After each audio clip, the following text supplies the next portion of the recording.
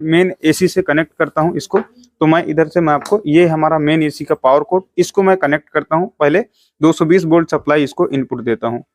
हमने इस Eastman e rickshaw charger को 220 वोल्ट सप्लाई को इनपुट कर दिया है, और इसके बाद मैं आपको मीटर लगा करके आपको अच्छे से दिखाता हूं कि इसको हमने सप्लाई दिया है कि नहीं दिया है। ठीक है, इसको हम शॉर्टकट कंडीशन में रिपेयर करेंगे, तो मैं आपको बताता हूं कि शॉर्टकट रिपेयर करने का क्या तरीका होता है। तो मैं कैमरे को थोड़ा सा और अच्छे से कर लेता हूँ, फिर आपको आगे दिखाता हूँ।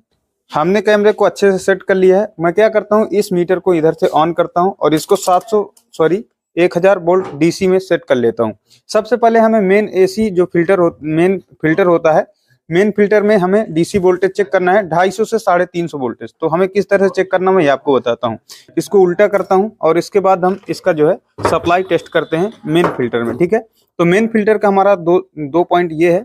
तो इसके बाद मैं इसको यहाँ कर लेता हूँ और इसके बाद मैं इसका डीसी सप्लाई चेक करता हूँ। ठीक है, तो इसका सप्लाई चेक करने के लिए क्या करना है, उस मेन जो हमारा इसको 220 वोल्ट हमने एसी से कनेक्ट कर दिया है, और कनेक्ट करने के बाद ये हमारा जो है मेन फिल्टर है। तो हमने डीसी में इसको सेट कर दिया, डीसी के रेंज में मीटर को। अभी इसके बाद 250 से 350 वोल्टेज तक हमें चेक करना है। ठीक है, तो अभी इसको हम अच्छे से प्रॉब को लगाएंगे और मैं आपको चेक करवाता हूँ।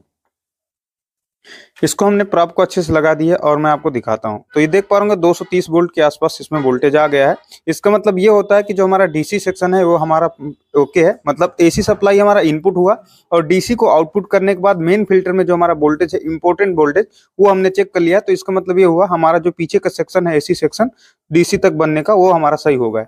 अभी हमें क्या करना है, इसका जो इंपॉर्टेंट वोल्टेज होता है मैं उसके बारे में आगे आपको बताता हूँ।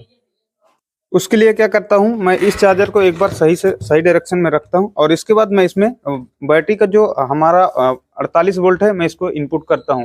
ठीक है, तो 48 वोल्ट का हमारा ये प्रॉब है। ठीक है, तो अभी मैं इसमें जो है इसको इनपुट कर देता हूं, माइनस को माइनस से और प्लस को प्लस में। ठीक है, तो मैं इसको इस तरह से इसमें लगा देता हूँ। ठीक है, हमने इसको यहाँ से कनेक्ट कर दिया है और इसके बाद मैं इसको 48 वोल्ट की सप्लाई इनपुट कर देता हूँ। फिर आगे आपको दिखाता हूँ। इस तरह से आप इसको 48 वोल्ट भी दे सकते हैं, 60 वोल्ट भी दे सकते हैं। ठीक है, क्योंकि हमारा 60 वोल्ट का था तो 48-60 दोनों दे सकते हैं। तो मैं इसको यहाँ इधर से वोल्टेज दे दी हूँ और मल्टीमीटर्स में आपको दिखाता हूँ। तो मैं इसको 200 वोल्ट की रेंज में सेट कर लिया है मीटर को डीसी में, और इसके बाद मैं इधर दिखाता हूँ आपको वोल्टेज इसके कितने हैं। तो देख पा रहे 45, 48, क्योंकि हमारा ट्रांसफार्मर से 55 वोल्ट के आसपास आ गए हैं। हमने ट्रांसफार्मर से इस सप्लाई को बनाया है। अगर आपके पास बैटरी नहीं है और आप ई रिक्शा चार्जर बनाना चाहते हैं, रिपेयरिंग करना चाहते हैं, उसको टेस्ट करना चाहते हैं, तो किस तरह का आपको सिस्टम बनाना पड़ेगा मैं आपको ट्रांसफार्मर के थ्रू बता दूंगा। तो आप मुझे कमेंट करिएगा, मैं उसके लिए आपको डिटेल से वीडियो बना दूंगा।